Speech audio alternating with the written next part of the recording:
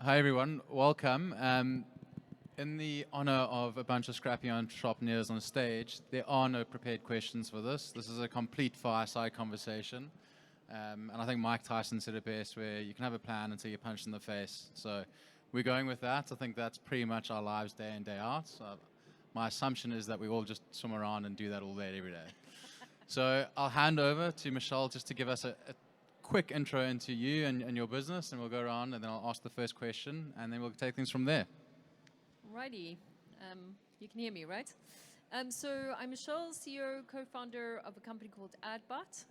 So AdBot makes online advertising really easy, effective, which is the most important part, and affordable for businesses of any size. And we simply just do that by, instead of using humans, we use machines, and obviously some AI and all the lovely words that is now part of our vocabulary. That's me. Over to you. Hello, hello. I'd like to start my intro with a phrase I love these days. If you want technology to change the world, we must change with it. And so my company, Your Best Coaching, does exactly that. It changes people into high-performing cultures, teams, and companies that change the world and boldly shape our future. And my name is Angela Sharina. I'm an executive health and high-performance coach dedicated to human potential and unlocking more of it for more positive impact. Cool. Hi, everyone. I'm Hein Devenoge. I'm from Arable Grow. We design and develop vertical farming technology that's more Africa-based. And we also use our own technology to grow produce and supply the market. Hi, everyone. I'm Vuyo Pagade, co-founder and CEO of Propeller Labs, and we're building tools to bridge the gap between Africa's young talent and global demand for jobs. So essentially, we're building tools that make it easier for people to navigate their careers from Africa, learn skills, and find employment, while also talent discovery tools for employers globally to find talent. One of those being like a freelance platform like Fiverr, but for nurses, and launching that next year. But previously also built tools around graduate recruitment and supporting companies such as startups to hire the right talent for their pipeline. So yeah, that's what we do. Beautiful, thank you. And I'm Brett from Metavolve. Cam spoke before me, so you got the whole spiel. But we are business strategy advisory for founders and business owners to help them achieve sustainable growth. So the first question I'm going to ask you is just reflecting on 2024. What's been the most defining moment for you in your personal life or on your business side of things that's impacted you when you reflect on that? And then I'm going to do this popcorn style. So what that means is whoever ready to answer, answers like a popcorn kernel going off. And if you resonate with that, don't build on it. Just hold your hand over your heart. And anywhere in the audience, if you see someone holding their hand over their heart, that means that they've experienced that within their career, within their business growth. So it is unfair for me to ask you that question and put you on the spot immediately, so I'll answer it first to give you a little bit of time to think about it and then answer it. But at Metavolve, in the beginning of this year, we killed 4 of our 5 offerings, which was 80% of our revenue. So we followed our own medicine, made it happen, and December will be the first month we'll hit the equivalent revenue numbers that we've had previously in our previous model. So it's been a trying and testing year for us so far. So I think quite similar, maybe similar concept, but for us this year, we narrowed focus a lot on like what is our audience that we're going to go after. So we have defined an audience when we started. For 3 years. We serviced those guys, and we realized that they just won't scale and get us to like the revenues that our investors want, right? And then changing it up and focusing on what that new person looks like and what does the new offering look like, and is that still part of the values that we started off with? So I would say that was massive, like changing points. Scary space. How did you get through that, real quick? Very supportive investors, because like you said, like you're purposefully closing the taps on revenue that's coming in for possible potential revenue, and nobody can see it until you really kind of like actually bring that first contract or that first thing onto the table. So it's quite scary and a lot of doubt in yourself, but also in investors just believing in you and going like, yeah, we understand. And also like, I literally, when I announced it to the investors, I was like, okay, so we're either going to make it big or we're going to scale down. So brace yourself. So either you're going to make money or you're not, but we'll know by December. And That yeah. sounds like early stage investments. Yeah, I think we went through a similar journey. Focusing on graduates locally, I mean, we were agnostic of sector. Mostly tech talent was the big driver in South Africa.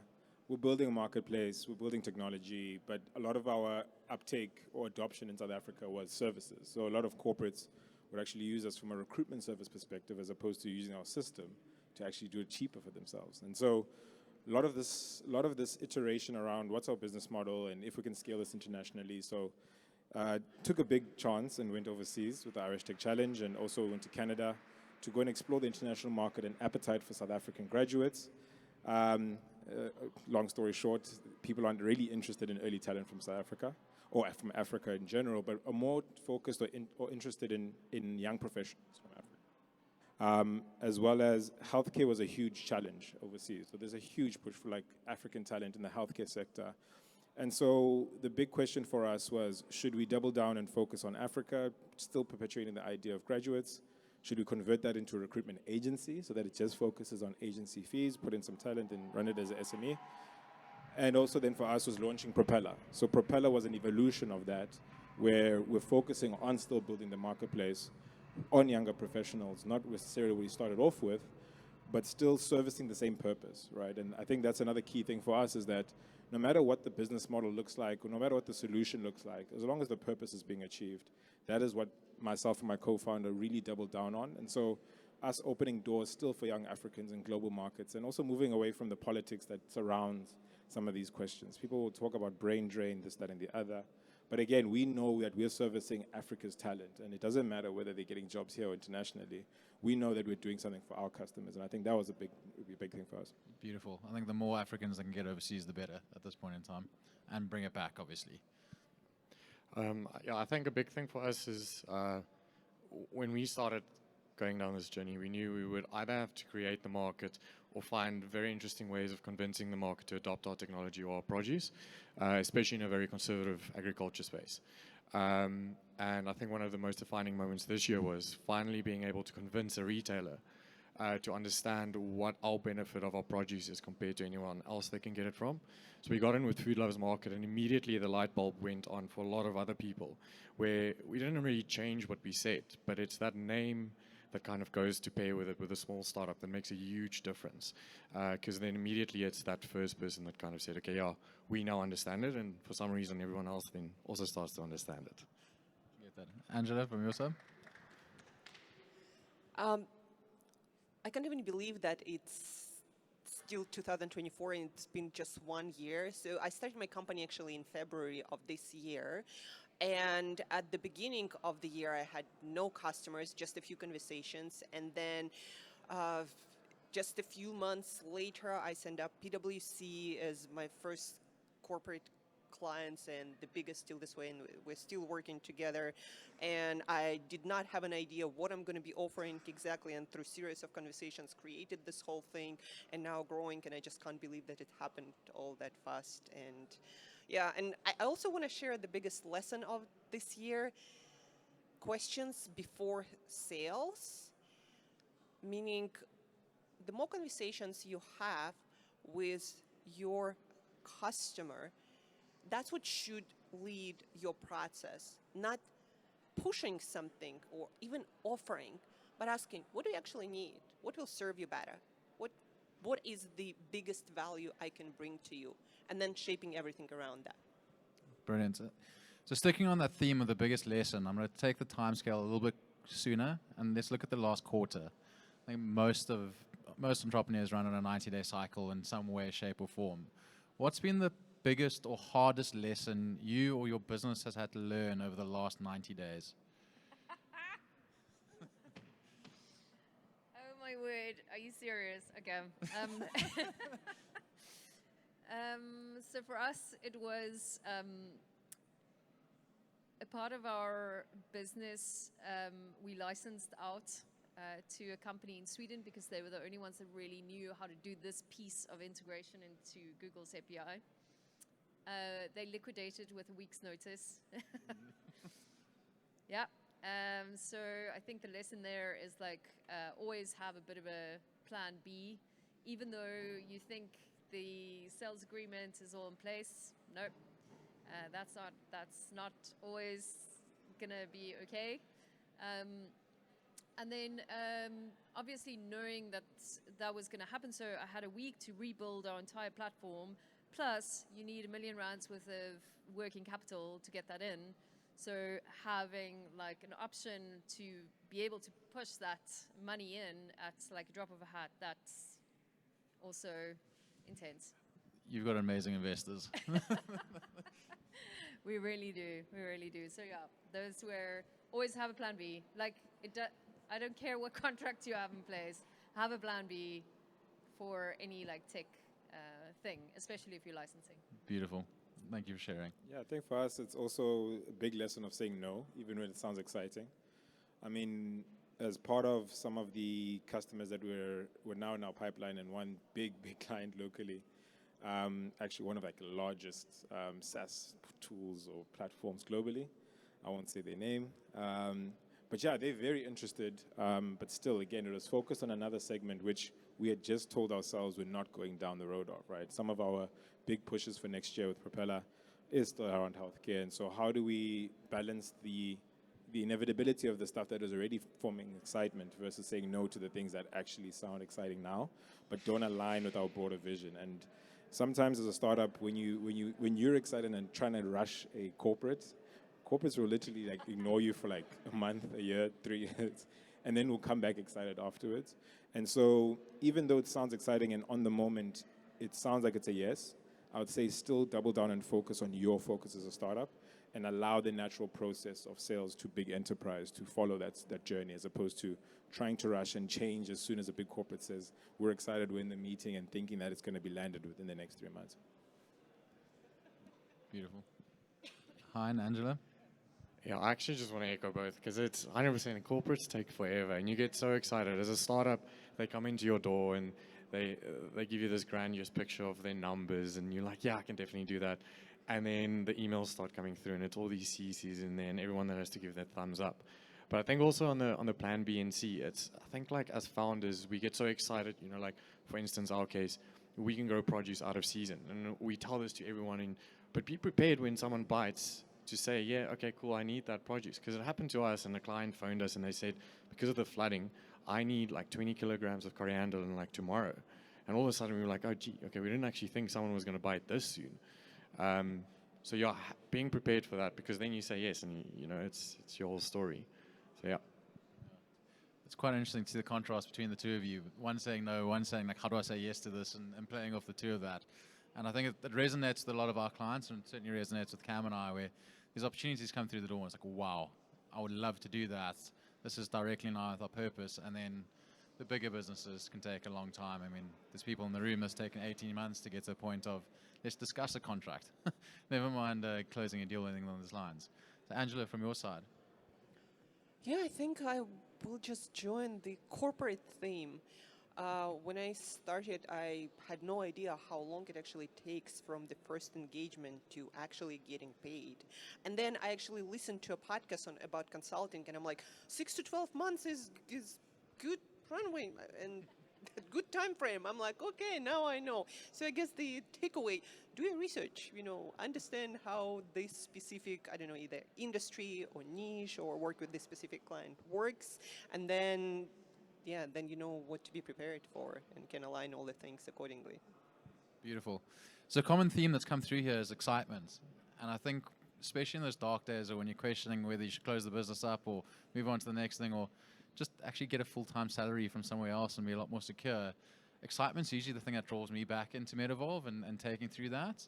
So what are the things that you're most excited about going into 2025?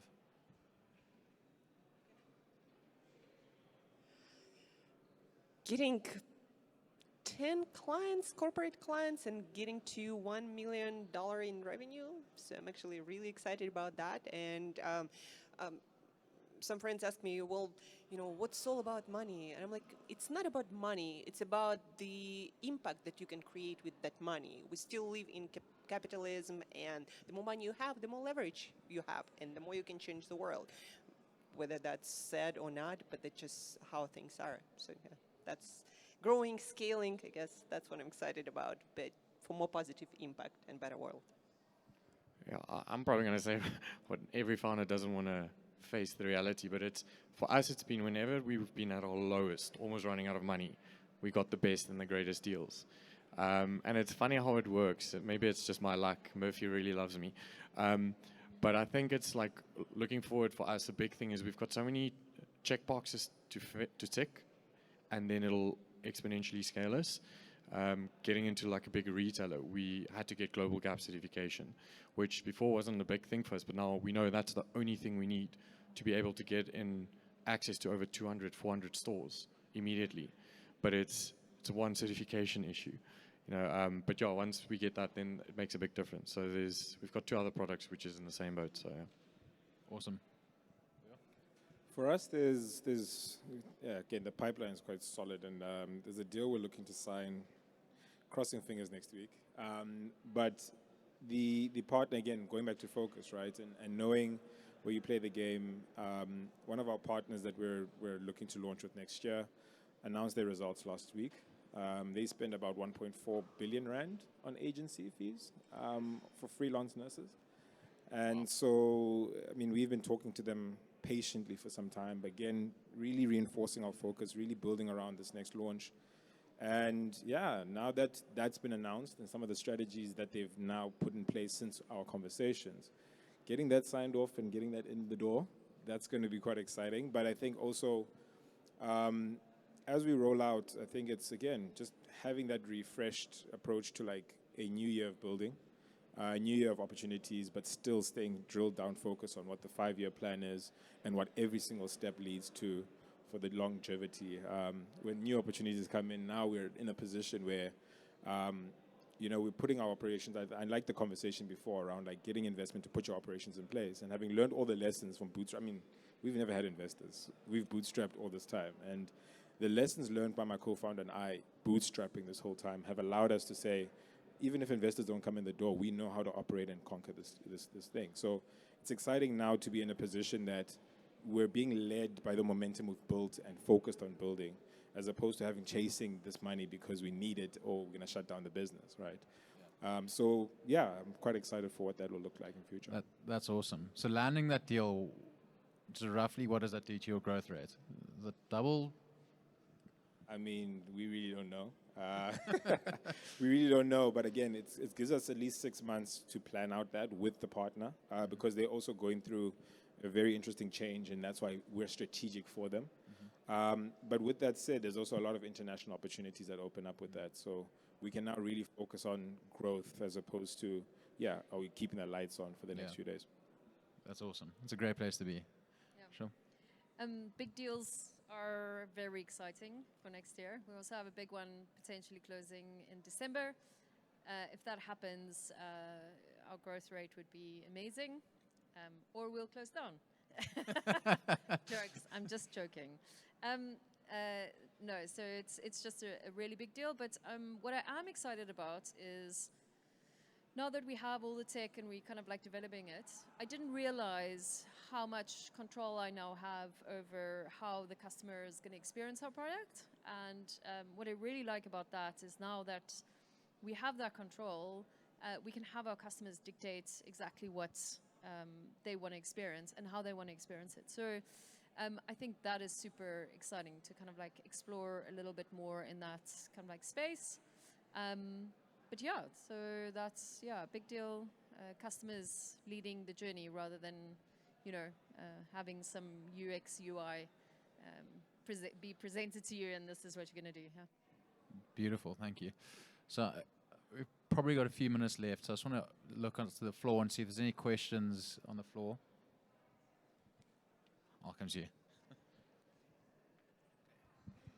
Thank you very much. Congratulations to all of you guys. You're doing well. But my question is, have you ever walked away from an investor because they wanted to change direction of your innovation? We have. And how much of an influence do investors have in terms of your strategic vision and your innovation? And how do you respond to that? So luckily they never became an investor for us, but we sat around a table and we had a guy offer us 50 million rand for the company, and he wanted 51%. But his area of expertise was in coal logistics, and he just didn't align with our moral or kind of our values of the company. And we asked him a question of where he sees it going compared to now that he's heard our vision. It was just completely different. And it becomes interesting when you're a young group of founders walking away from a big deal like that, and you hurt someone's feelings and you see kind of how they react. But it also gives you as a young startup founder a good motivation to see that someone reacts like that or is willing to put in an offer like that. Sorry, and I didn't get the second part of the question. If I remember correctly, it was around whether your investors have held you back from innovating or doing what you want to do with your business. I think, yeah, and then on the flip coin of the side, luckily we have exceptional investors. So we bootstrapped for the first year and a half, got 37 no's, and then finally got a yes. And it was an amazing investor. And we recently got a new one that's part of a big food group. Yeah, so I can't really relate to having a bad investor that's signed in after. From our side, we said no a lot of times. I think from our bad experiences we've had,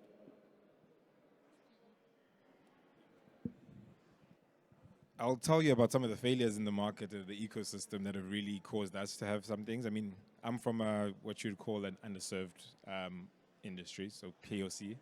And we've been undermined. Some investors have looked at us and really looked at us as not being able to do this thing solely from the skin of your color of your skin, sorry. And even when we were talking about some of the things around, what we've done, some of the things, you still get undermined in the market sometimes. I think, again, I'm not saying that this is a holistic or industry problem, but I mean, these are some of the things that we've experienced purely, and I've said no to them, right? And I think it's also led us to build a lot more resilience and perseverance to be in a stronger position ourselves, to not have to just say yes because of the capital. I mean, capital is great, but again, taking capital from the wrong investors can really, really, really, cause a market failure or fail your startup from the very onset. So, I think from our own personal experience previously, we've now put ourselves in a position where we only say yes to specific investors. I've also been very open about the idea of international investors are some of the key ones we're looking at because of some of the international opportunities. And so back to some of the points that were mentioned in the last one, you have to be very strategic around which investors are going to do certain things and help you leverage their networks. And so, yeah, we've definitely said no to quite a number of people, as much as they said no to us. So we've had really great investors, so can't talk to that. But I think on the previous panel, somebody mentioned that it's critical for you to do your due diligence on the investor as much as they are doing their due diligence into you. And that's really one of the most critical things that you can do. So I'll leave it there. But yeah, and we've had some really good investors. Yeah, I don't really have any experience with investors approaching me at this point, and I actually don't want or think about investments as the only way or the best way to grow your company. If you don't need it, why take it? You can just keep your money to yourself as you grow. Perfect. Cam? I have a bit more of a philosophical question, as I tend to do. But if you were having a conversation with yourself 2 years ago, what advice would you give yourself? That is a great question because I think about it a lot. For me, it would be think bigger. You think you're thinking big now. No, think bigger because that's kind of where you're gonna get to the next kind of phase. Literally, that would be mine. Yeah, for me, it's never take it personally. Learn from everything. Leave your emotions by the side somewhere and just keep learning. It's never personal. Get used to eating too many noodles. But it's different when you've got a heavy capex company and you don't have investments and you're bunch of students that just started a company. But yeah, I think looking back, I'd say like just do it. You know, like not to steal trademark from Nike, but you know, like you're so worried of running out of money when you have a little money. So you're like, okay, maybe I'll just hang back like a month still before I, you know, do this new thing that could bring in new money. Just do it, because if you're going to run out of money, you're either going to run out if you did it a month ago or a month later. So yeah, it's like that's that fear of spending. You got to spend money to make money. Yeah. Yeah, I'll borrow from Michelle. Think bigger, like go for it. There's massive opportunity there, and again, it's also stay focused, right? I think when we start our startups, it's like there's so much we can do, and like you want to do everything, and think it's only when you do everything that the opportunity exists, as opposed to actually there's still a lot in the wage that you're still focused on. So yeah, think bigger and keep doing things. Keep your head down and keep working. To add maybe to that, so heard you saying a little bit earlier, Irish Tech Challenge, right?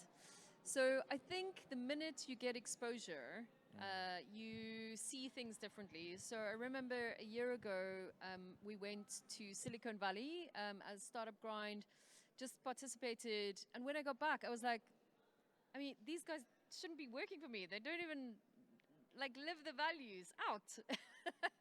And after Irish Tech Challenge, got back, I was like, oh, this is small fry. Like, this is the thing you need to focus on. So the more exposure you get from overseas, where people are probably doing what we're doing already, it's so amazing because your brain somehow absorbs that and you bring it back and you execute, and it's really great.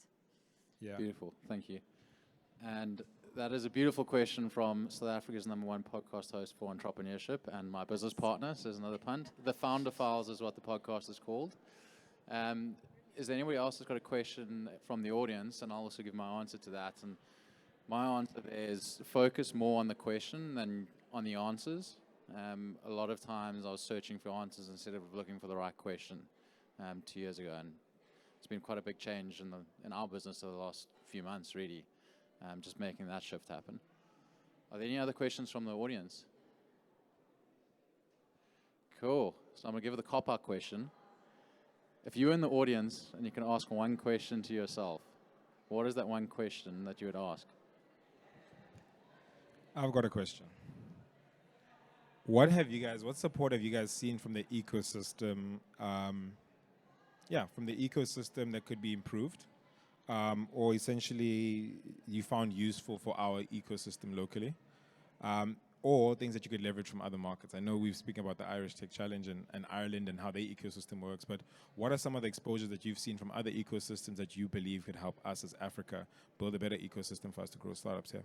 And you must answer first. Oh yeah, no. I'm going to talk about, again, Ireland. Ireland is a prime example. I was in Canada earlier this year as well for some time, and I think there is the egos are a lot more lower. People are a lot more accessible. CEOs, government, any stakeholder, people are willing to help you, open doors for you.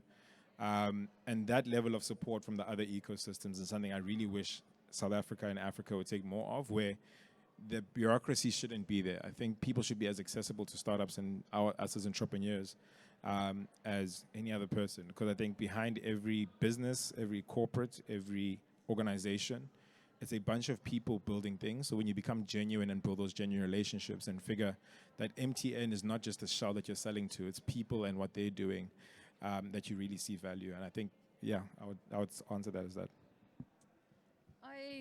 I second that. I think that, like you said, ego can be such a issue.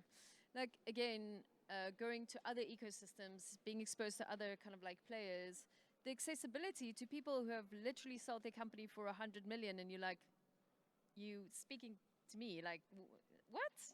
And their openness and willingness to share their entire list of VCs that look after investments for your type of business. And I think a lot of times in South Africa, we almost hold things too close, and we're not open and sharing. And I mean, to give an example, so our office is in Innovation City, and I really love that space because it's so kind of mixed with everybody, VCs and whatnot. But to give you an example of how we hold things so close is that December last year, walked past the founder. I was like, hey, how's it going? And he was like, oh, my word, it's going amazing, great stuff. And he asked me how I'm doing. And I was busy raising at the time. And I'm like, I'm going to run out of money. Like, I don't know what I'm going to do. But these are my plans. And I'm thinking of this and I'm thinking of that. And finally made it through, got the money in on time, fine. But January I got back and that founder closed shop. I was like, are you joking? Like, you could have told me, like, all those resources that I made use of, you could have made use of, and you could have still been around. It's just bizarre. It's just bizarre. I like that because, I mean, there's parts of our pockets of, like, silos that we build in that we need to break the bridges of. And there's some great people in the network, two investors that I'm working with to bridge the gap of our ecosystems with Canada, Italy, and other markets. And it would be great to see what exactly those networks would do in future and breaking the conversation. Beautiful. Thank you, everyone. Appreciate that. Awesome. Thank you.